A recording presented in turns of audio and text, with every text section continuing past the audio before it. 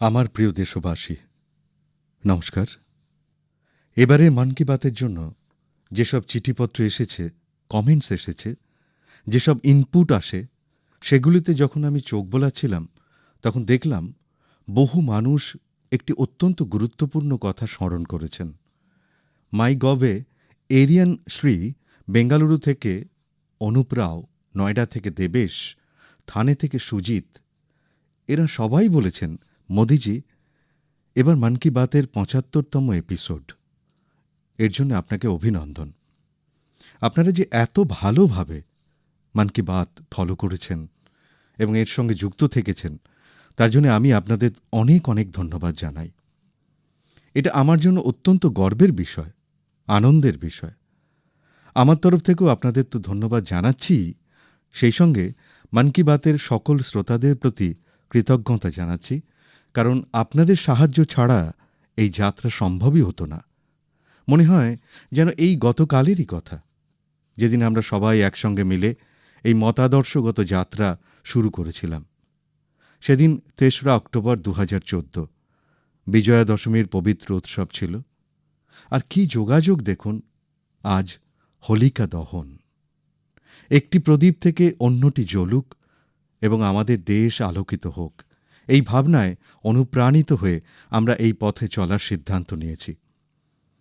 আমরা দেশের প্রতিটি প্রান্তের মানুষের সঙ্গে কথা বলেছি এবং তাঁদের অসাধারণ কাজের সম্পর্কে জেনেছি।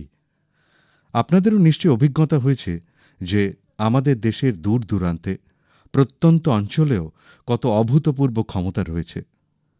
ভারতমাতার কোলে যেসব রত্ন লালিত পালিত হচ্ছে, এটা আমাদের নিজেদের কাছেও সমাজকে দেখার, জানার, সমাজের সামর্থ্যকে চেনার একটা সুযোগ।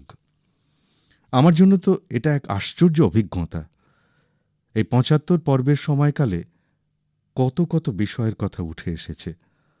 কখনো নদীর কথা, কখনো হিমালয়ের শৃঙ্গের কথা, কখনো মরুভূমির কথা, কখনো প্রাকৃতিক বিপর্যয়ের কথা, আবার কখনো মানব সেবার অগণিত কাহিনীর অনুভূতি, কখনো টেকনোলজির আবিষ্কার, আবার কখনো কোনো অজানা প্রত্যন্ত অঞ্চলের নতুন কিছু করে দেখানো কোনো ব্যক্তির অভিজ্ঞতার কথা।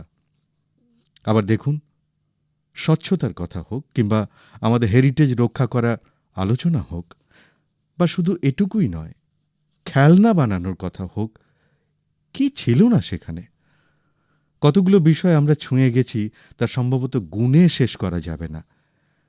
এই সময়ের মধ্যে মাঝে মাঝে আমরা মহান ব্যক্তিদের শ্রদ্ধাঞ্জলি জানিয়েছি, তাঁদের সম্পর্কে জেনেছি, যাঁরা ভারতের নির্মাণে অতুলনীয় অবদান রেখেছেন। আমরা বহু বিশ্বজনীন প্রসঙ্গ নিয়েও কথা বলেছি, সেগুলি থেকে অনুপ্রাণিত হওয়ার চেষ্টা করেছি। অনেক কথা আপনারা আমাকে বলেছেন, বহু আইডিয়া দিয়েছেন। একদিক থেকে এই মতাদর্শগত যাত্রায় আপনারাও সঙ্গে সঙ্গে চলেছেন, যুক্ত থেকেছেন এবং নতুন কিছু না কিছু যোগও করেছেন। আমি আজ এই ৭৫তম পর্বের সময় সবার আগে মন কি বাতকে সফল করার জন্য, সমৃদ্ধ করার জন্য এবং এর সঙ্গে যুক্ত থাকার জন্য প্রত্যেক শ্রোতাকে অনেক অনেক কৃতজ্ঞতা জানাই। আমার প্রিয় দেশবাসী, দেখুন কত বড় শুভ যোগাযোগ। আজ আমার ৭৫তম মন কি বাত করার দিন, আর এই মাস স্বাধীনতার ৭৫ বছর পূর্তি উপলক্ষে অমৃত মহোৎসব শুরু হওয়ার মাস। অমৃত মহোৎসব ডান্ডি যাত্রার দিন থেকে শুরু হয়েছিল এবং ১৫ই আগস্ট ২০২৩ পর্যন্ত চলবে। অমৃত মহোৎসবের অনুষ্ঠান সারা দেশে নিয়মিতভাবে হচ্ছে। আলাদা আলাদা স্থানে এই অনুষ্ঠানের ছবি, তথ্য মানুষ শেয়ার করছেন। নমো অ্যাপে এমনই কিছু ছবির সঙ্গে সঙ্গে ঝাড়খণ্ডের নবীন আমায় একটা বার্তা পাঠিয়েছেন। উনি লিখেছেন যে উনি অমৃত মহোৎসবের কার্যকলাপ দেখেছেন এবং ঠিক করেছেন যে নিজেও স্বাধীনতা সংগ্রামের সঙ্গে যুক্ত এরকম কমপক্ষে ১০টি জায়গায় যাবেন। ওঁর তালিকায় প্রথম নামটি ভগবান বিরসা মুন্ডার জন্মস্থান। নবীন লিখেছেন যে ঝাড়খণ্ডের আদিবাসী স্বতন্ত্র সৈনিকদের কাহিনী তিনি দেশের অন্য প্রান্তে পৌঁছে দেবেন। ভাই নবীন, আপনার এই চিন্তা ভাবনার জন্য আমি আপনাকে অভিনন্দন জানাই। বন্ধুরা, কোনো স্বাধীনতা সংগ্রামের লড়াইয়ের গল্প হোক, কোনো জায়গার ইতিহাস হোক, দেশের কোনো সাংস্কৃতিক কাহিনী হোক, অমৃত মহোৎসবের সময় আপনি সেটিকে সমগ্র দেশের সামনে তুলে ধরতে পারেন, সকল দেশবাসীর সঙ্গে যুক্ত হওয়ার মাধ্যম হতে পারেন। আপনারা দেখবেন, দেখতে দেখতে অমৃত মহোৎসব এমন অনেক অনুপ্রেরণামূলক অমৃত বিন্দুতে পূর্ণ হবে, আর তারপর এমন অমৃত ধারা বইতে থাকবে যে আমাদের ভারতের স্বাধীনতার ১০০ বছর পরেও তা প্রেরণা যোগাবে, দেশকে নতুন উচ্চতায় নিয়ে যাবে, কিছু করার উদ্যমের জন্ম দেবে। স্বাধীনতার জন্য লড়াইতে আমাদের সৈনিকরা কতই না কষ্ট শুধু এই জন্য সহ্য করেছেন, কারণ তাঁরা দেশের জন্য ত্যাগ এবং বলিদানকে নিজেদের কর্তব্য মনে করতেন। ওদের ত্যাগ এবং বলিদানের অমর কাহিনী এখন যেন আমাদের কর্তব্যের পথে প্রেরণা দান করে। যেমন গীতায় ভগবান কৃষ্ণ বলেছিলেন, নিয়তং কুরু কর্ম ত্বং কর্ম জ্যায়ো হ্যয় কর্মণা। এই ভাবনার সঙ্গে আমরা সকলে নিজেদের প্রতিদিনের কর্তব্যকে সম্পূর্ণ নিষ্ঠার সঙ্গে পালন করব, এবং স্বাধীনতার অমৃত মহোৎসবের মানে এই যে আমরা নতুন সংকল্প গ্রহণ করব। এই সংকল্প পূর্ণ করার জন্য মন প্রাণ এক করে চেষ্টা করব, আর সংকল্প তেমনি হবে যা সমাজের ভালোর জন্য হবে, দেশের ভালোর জন্য হবে, ভারতবর্ষের উজ্জ্বল ভবিষ্যতের জন্য হবে, আর সংকল্প তেমন হবে যাতে আমার নিজস্ব কিছু দায়িত্ব থাকবে, আমাদের নিজেদের কর্তব্যযুক্ত থাকবে। আমার বিশ্বাস, গীতার মধ্য দিয়ে বেঁচে থাকার এই সুবর্ণ সুযোগ আমাদের কাছে আছে। আমার প্রিয় দেশবাসী, গত বছর এই মার্চ মাসই ছিল দেশ প্রথমবার জনতা কারফিউ শব্দটি শুনেছিল।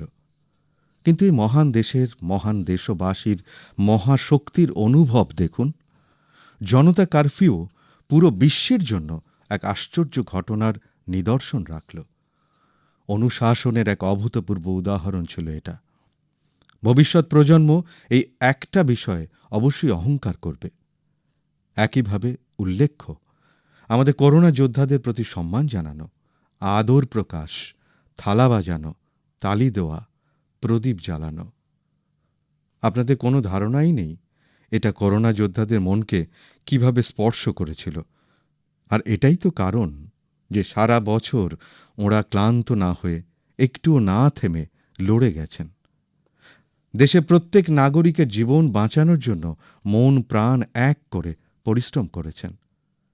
গত বছর এই সময় প্রশ্ন ছিল যে করোনার টিকা কবে আসবে। বন্ধুরা, আমাদের সকলের জন্য এটা গর্বের বিষয় যে আজ ভারত পৃথিবীর সবথেকে বড় টিকাকরণ কর্মসূচি পরিচালনা করছে। টিকাকরণ কর্মসূচির চিত্রের বিষয়ে আমায় ভুবনেশ্বরের পুষ্পা শুক্লাজি লিখেছেন। ওঁর বক্তব্য, বাড়ির বয়স্ক সদস্যদের মধ্যে টিকা নিয়ে যে আগ্রহ দেখা গেছে, আমি যেন মন কি বাত অনুষ্ঠানে সে বিষয়ে কথা বলি। বন্ধুরা, এটা সঠিক যে দেশে প্রত্যেক প্রান্ত থেকে আমরা এমন সব খবর শুনতে পাচ্ছি, এমন ছবি দেখতে পাচ্ছি যে আমাদের মনকে তা স্পর্শ করছে। উত্তরপ্রদেশের জৌনপুরের ১০৯ বছরের বৃদ্ধা মা রামদুলেয়াজি টিকা নিয়েছেন।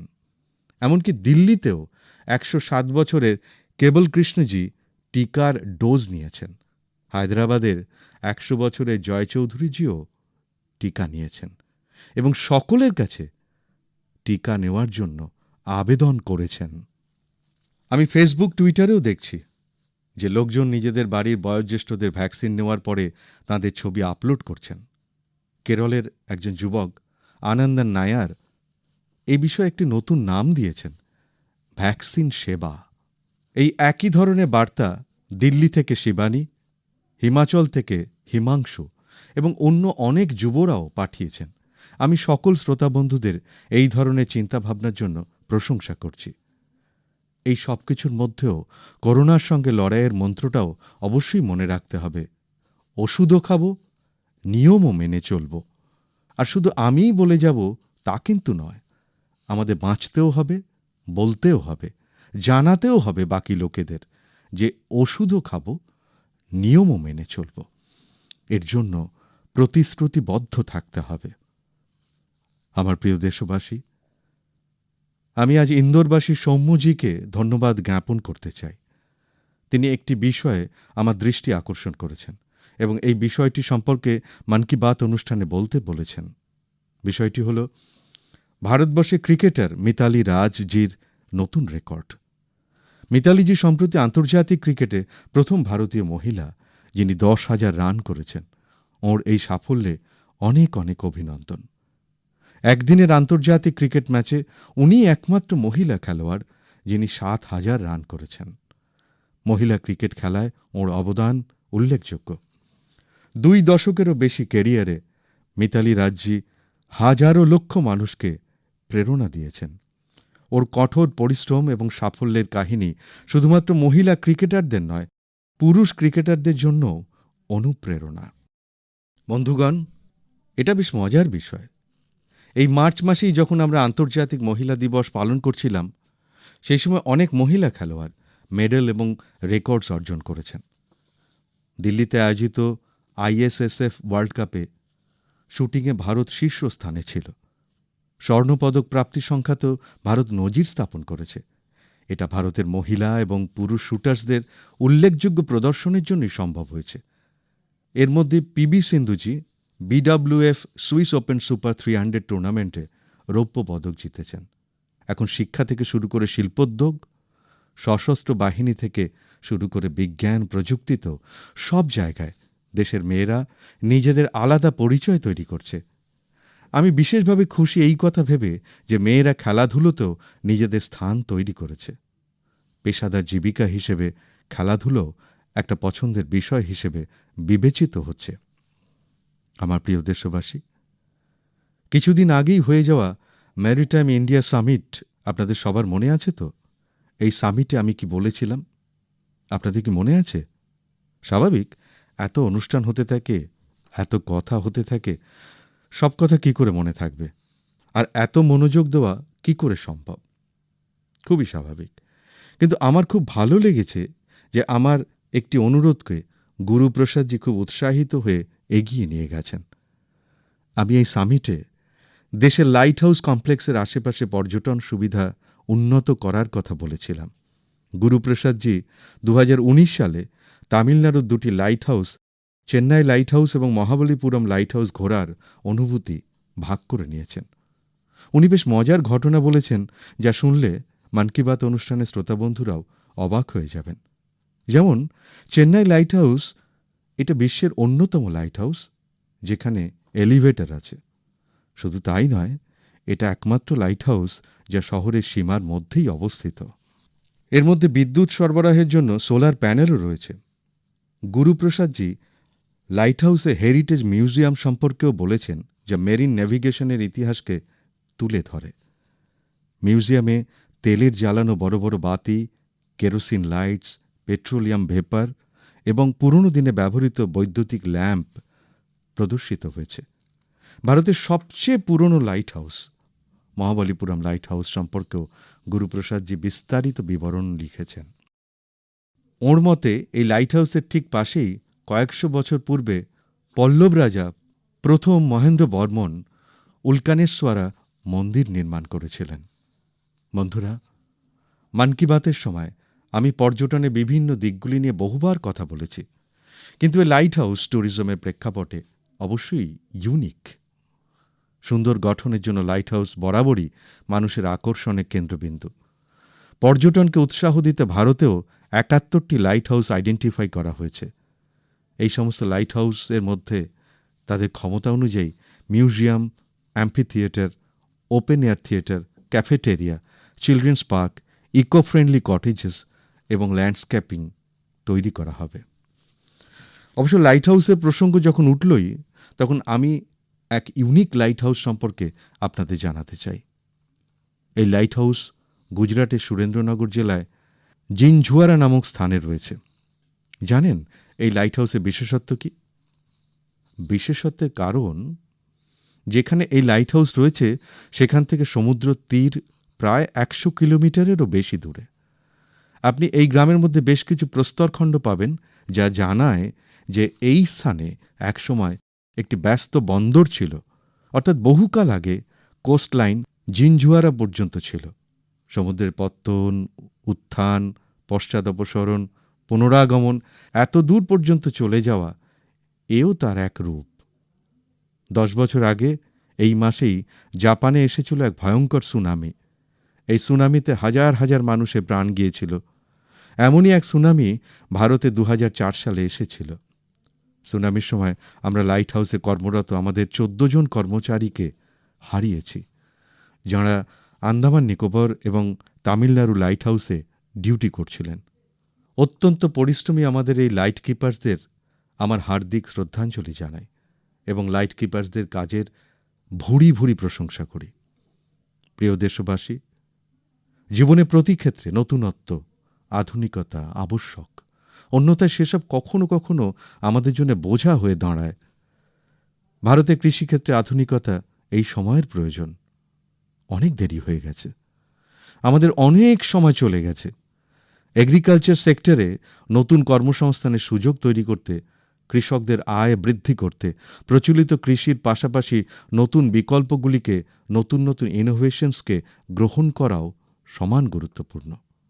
হোয়াইট রেভলিউশনের সময় দেশ এই অভিজ্ঞতা অর্জন করেছে।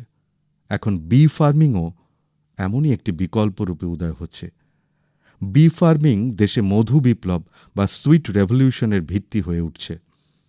বহু সংখ্যক কৃষক এর সঙ্গে যুক্ত হচ্ছেন, ইনোভেশন করছেন। যেমন পশ্চিমবঙ্গের দার্জিলিংয়ের একটি গ্রাম গুরদুম। এত উঁচু পাহাড়ে নানান ভৌগোলিক সমস্যা সত্ত্বেও এখানকার মানুষ হানি বি ফার্মিংয়ের কাজ শুরু করেছেন। আর এখন এই জায়গায় তৈরি মধুর যথেষ্ট চাহিদা রয়েছে। এতে কৃষকদেরও আয় বেড়েছে। পশ্চিমবঙ্গের সুন্দরবন এলাকার প্রাকৃতিক অর্গানিক হানি সারা দেশে ও বিদেশে পছন্দ করা হয়। এমনই একটি ব্যক্তিগত অভিজ্ঞতা আমার গুজরাতেও হয়েছে। গুজরাতের বানাসকাঠায় 2016 সালে একটি অনুষ্ঠান আয়োজিত হয়েছিল। সেই অনুষ্ঠানে আমি লোকেদের বললাম, এখানে এত সম্ভাবনা রয়েছে, কেন বনাসকাঠা আর আমাদের এখানকার কৃষকরা মিলে সুইট রেভলিউশনের একটি নতুন অধ্যায় তৈরি করবে না? আপনারা জেনে খুশি হবেন যে এই কম সময়ে বনাসকাঁঠা মধু উৎপাদনের একটি প্রধান কেন্দ্র তৈরি হয়ে উঠেছে। আজ বনাসকাঁঠার কৃষকেরা মধু থেকে বার্ষিক লক্ষ লক্ষ টাকা আয় করেন। হরিয়ানার যমুনানগরেও এরকমই একটি উদাহরণ রয়েছে। যমুনানগরে কৃষকেরা বি ফার্মিং করে বছরে কয়েকশো টন মধু উৎপাদন করে নিজেদের আয় বৃদ্ধি করছেন। কৃষকদের এই পরিশ্রমের ফলস্বরূপ দেশে মধু উৎপাদন ক্রমশ বাড়ছে, যা বছরে প্রায় ১.৫ লাখ টনে গিয়ে পৌঁছেছে। এর মধ্য থেকে প্রচুর মাত্রায় মধু বিদেশে রপ্তানিও করা হচ্ছে। বন্ধুরা, হানি বি ফার্মিংয়ে শুধু মধু থেকে আয় হয় তা নয়, এমনকি বি ওয়্যাক্সও আয়ের এক প্রধান মাধ্যম। Pharma industry, food industry, textile ও কসমেটিক্স ইন্ডাস্ট্রিতে প্রচুর বি ওয়্যাক্সের চাহিদা রয়েছে। আপাতত আমাদের দেশে বি ওয়্যাক্স আমদানি করা হয়, কিন্তু আমাদের কৃষকেরা পরিস্থিতি দ্রুত বদলে ফেলছেন, যা একদিক দিয়ে স্বনির্ভর ভারত অভিযানে সাহায্য করছে। আজ তো সারা বিশ্ব আয়ুর্বেদ ও ন্যাচারাল হেলথ প্রোডাক্টসের দিকে তাকিয়ে রয়েছে। এর জন্য মধুর চাহিদা তীব্র গতিতে বাড়ছে। আমি চাই দেশের বেশিরভাগ কৃষকেরা চাষের পাশাপাশি বি ফার্মিংয়ের সঙ্গেও যুক্ত হোক। এতে কৃষকদের আয়ও বাড়বে আর জীবনে মাধুর্যও বৃদ্ধি পাবে। আমার প্রিয় দেশবাসী, কিছুদিন আগেই ওয়ার্ল্ড স্প্যারো ডে পালন করা হলো।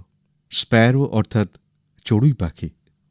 কোথাও একে চকলি বলে, কোথাও চিমনি, কোথাও ঘান চিরিকা বলা হয়।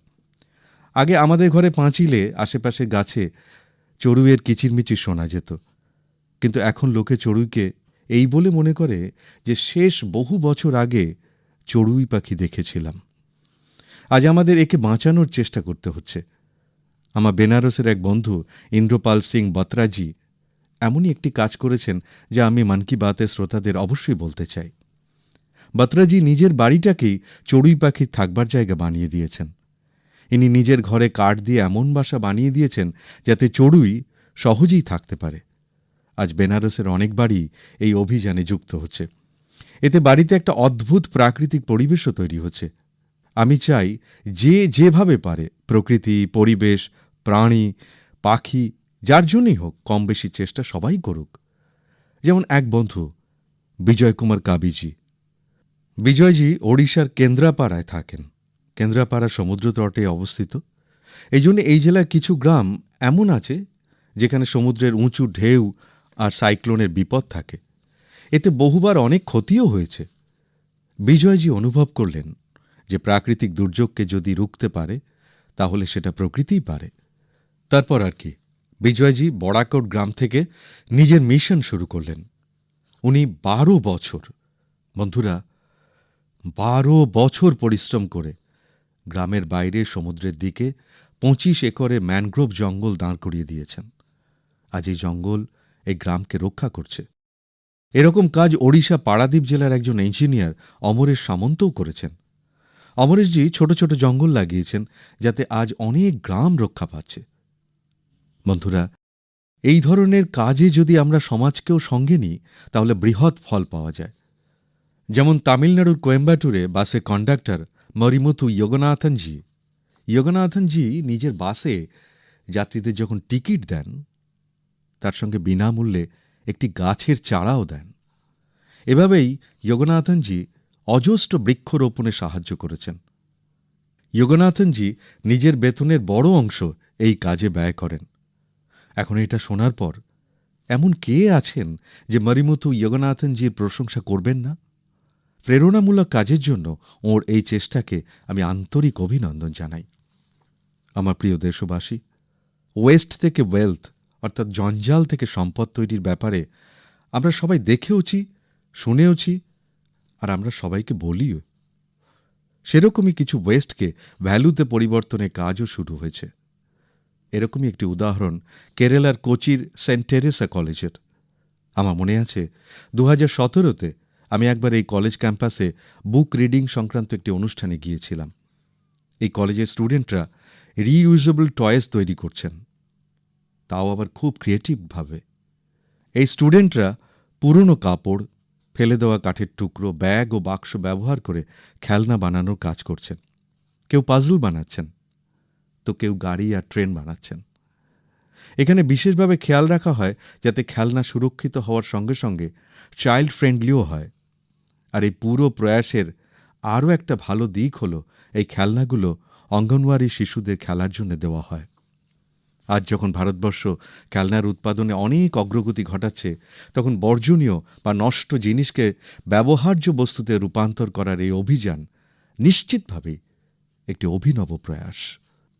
অন্ধ্রপ্রদেশে বিজয়ওয়াড়ায় এক প্রফেসর শ্রীনিবাস পদকাণ্ডালা, তিনি প্রচুর আকর্ষণীয় কাজ করে চলেছেন। অটোমোবাইলের মেটাল স্ক্র্যাপ দিয়ে ভাস্কর্য নির্মাণ করেছেন। তার তৈরি বিশাল ভাস্কর্য সার্বজনীন পার্কে প্রতিষ্ঠা করা হয়েছে। সাধারণ মানুষ অত্যন্ত উৎসাহের সঙ্গে সেই ভাস্কর্য শিল্প দর্শন করছেন। ইলেকট্রনিক্স এবং অটোমোবাইলের পরিত্যাজ্য ধাতব বস্তু দিয়ে পুনর্ব্যবহারযোগ্য এই সৃষ্টির মধ্যে অভিনবত্ব আছে। তাই আমি আরও একবার কোচি এবং বিজয়ওয়াড়ার সৃষ্টিশীল এই মানুষদের প্রশংসা করছি। সেই সঙ্গে আমি এও প্রত্যাশা করি যে আগামী দিনে আরও বেশি সংখ্যক মানুষ এগিয়ে এসে এমন প্রচেষ্টার সঙ্গে যুক্ত হবেন। আমার প্রিয় দেশবাসী, যখন কোনো ভারতবাসী পৃথিবীর যে কোনো প্রান্তে যান, তখন তিনি গর্ব করে বলতে পারেন যে তিনি একজন ভারতীয়। আমাদের যোগ সাধনা, আয়ুর্বেদ, দর্শন থেকে শুরু করে কি নেই, সব আছে আমাদের কাছে। যা নিয়ে আমরা গর্বিত হই, গর্বের কথা বলি। সেই সঙ্গে আমাদের স্থানীয় বা আঞ্চলিক ভাষা, পরিচয়, পোশাক, খাদ্য, পানীয় এসব নিয়েও আমরা গর্ব করি। আমরা নতুনে প্রত্যাশী, আর এটাই তো জীবন। কিন্তু সেই সঙ্গে আমরা পুরনোকেও হারাতে চাই না। প্রচুর পরিশ্রমের সঙ্গে আমাদের নিজেদের চারপাশে বিদ্যমান অপার সাংস্কৃতিক ঐতিহ্যকে এগিয়ে নিয়ে যেতে হবে এবং তা নতুন প্রজন্মের কাছে পৌঁছে দিতে হবে। আজ এই কাজ আসামবাসী শিকারি টিস্সোজি নিষ্ঠার সঙ্গে করে চলেছেন। কার্বি আলং জেলার শিকারি টিস্সোজি বিগত ২০ বছর ধরে কার্বি ভাষার ডকুমেন্টেশনের কাজ করে চলেছেন। কোনো এক সময়, কোনো এক যুগে কার্বি ছিল আদিবাসী ভাই বোনেদের ভাষা। আজ তা মূল ধারা থেকে অদৃশ্য হতে চলেছে। শ্রীমান শিকারি টিসসোজি মনস্থির করেছিলেন তাদের ভাষার নিজস্বতাকে বাঁচাবেন। তাই আজ তার এই উদ্যোগের ফলে কার্বি ভাষার তথ্যাদি যথেষ্ট পরিমাণে নথিভুক্ত হয়েছে। তার এই প্রচেষ্টার ফলেই তিনি নানা স্থানে প্রশংসা পেয়েছেন এবং পুরস্কৃত হয়েছেন। মন কি বাত অনুষ্ঠানের মাধ্যমে শ্রীমান শিকারি টিসসোজিকে ধন্যবাদ জানাচ্ছি। কিন্তু সেই সঙ্গে দেশে বিভিন্ন প্রান্তে কোনায় কোনায় হয়তো এই ধরনের আরও অনেক সাধক আছেন, যাঁরা কোনো একটি কাজ নিয়ে নিমগ্ন আছেন। আমি তাঁদের সবাইকেও ধন্যবাদ জানাচ্ছি। আমার প্রিয় দেশবাসী, যে কোনো নতুন সূচনা অর্থাৎ নিউ বিগিনিং সবসময় অত্যন্ত গুরুত্বপূর্ণ হয়ে থাকে। নতুন সূচনা কথাটির অর্থ হল নতুন সম্ভাবনা বা নতুন প্রচেষ্টা, আর নতুন প্রচেষ্টার অর্থ নতুন শক্তি, নতুন উদ্যমতা। এই কারণে আলাদা আলাদা রাজ্য এবং ক্ষেত্রে বিভিন্নতায় পরিপূর্ণ আমাদের সংস্কৃতির যে কোনো সূচনাকে উৎসবের অঙ্গ হিসেবে পালন করার পরম্পরা লক্ষ্য করা যায়। আর বিশেষ করে এই সময়টা নতুন সূচনা আর নতুন উৎসবের আগমনের সময়। হোলিও তো বসন্তের উৎসব হিসেবে মেনে চলার এক পরম্পরা। যে সময় আমরা রং নিয়ে হোলি পালন করি, সেই সময় বসন্ত আমাদের চারপাশে নতুন রং ছড়াতে থাকে। এই সময়কালে ফুল ফোটা শুরু হয় এবং প্রকৃতি সজীব হয়ে ওঠে। আমাদের দেশের আলাদা আলাদা স্থানে খুব শীঘ্রই নতুন বছর উদযাপন করা হবে। তা সে উগাদি হোক বা পুথুন্ডি, গুড়ি পাড়বা কিংবা বিহু, নবরেহ হোক বা পয়লা বৈশাখ বা বৈশাখী। সমগ্র দেশ উৎসাহ, উদ্দীপনা আর নতুন প্রত্যাশার রঙে স্নাত হয়ে উঠবে। এই সময় কেরালাও খুব সুন্দর উৎসব বিশু উদযাপন করে থাকে। এরপরে দ্রুত চৈত্র নবরাত্রি পার্বণও চলে আসবে। চৈত্র মাসের নবম দিনে আমাদের এখানে রামনবমী পর্ব উদযাপিত হয়। এই পরবকে ভগবান রামের জন্মোৎসবের সঙ্গেই ন্যায় আর পরাক্রমের এক নতুন যুগের সূচনা রূপে মান্যতা দেওয়া হয়। এই সময় চতুর্দিকে ধুমধামের সঙ্গে ভক্তিভাবে পরিপূর্ণ এক পরিবেশ সৃষ্টি হয়, যা মানুষকে আরও কাছে টেনে নেয়, সবাইকে পরিবার এবং সমাজের সঙ্গে ঐক্যবদ্ধ করে তোলে, নিজেদের সম্পর্কগুলোকে মজবুত করে। তাই এই পর্ব উপলক্ষে আমি দেশবাসীকে শুভ কামনা জানাচ্ছি। বন্ধুগণ, এই সময় ৪ঠা এপ্রিল দেশ ইস্টার উদযাপন করবে। যীশুখ্রিস্টের পুনর্জীবনের উৎসব রূপে ইস্টার পালন করা হয়ে থাকে। প্রতীকী হিসেবে ইস্টার জীবনের নতুন সূচনার সঙ্গেই জড়িত। ইস্টার আশার পুনর্জীবনের প্রতীক। On this holy and auspicious occasion, I greet not only the Christian community of India, but also Christians globally. আমার প্রিয় দেশবাসী, আজ মন কি বাতে আমরা অমৃত মহোৎসব আর দেশের জন্য আমাদের কর্তব্যের কথা বললাম। আমরা অন্যান্য পরব এবং উৎসবের বিষয় নিয়ে চর্চা করলাম। এরই মাঝে আরও একটি পর্ব আসতে চলেছে, যা আমাদের সাংবিধানিক অধিকার আর কর্তব্য স্মরণ করিয়ে দেয়। তা হল ১৪ই এপ্রিল ডক্টর বাবা সাহেব আম্বেদকরের জন্মজয়ন্তী। এইবার অমৃত মহোৎসবে তো এই উপলক্ষটি আরও গুরুত্বপূর্ণ হয়ে উঠেছে। আমি বিশ্বাস করি বাবা সাহেবের এই জন্মজয়ন্তীকে আমরা নিশ্চিতভাবে স্মরণীয় করে তুলব। আমাদের কর্তব্যের সংকল্প নিয়ে তাঁকে শ্রদ্ধাঞ্জলি জানাব। এই বিশ্বাসের সঙ্গেই আপনাদের সবাইকে আরও একবার পরব ও উৎসবের শুভ কামনা জানাচ্ছি।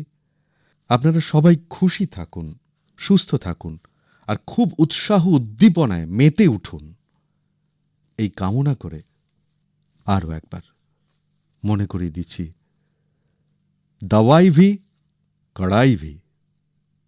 অনেক অনেক ধন্যবাদ, অনেক ধন্যবাদ। অনেক ধন্যবাদ, অনেক ধন্যবাদ।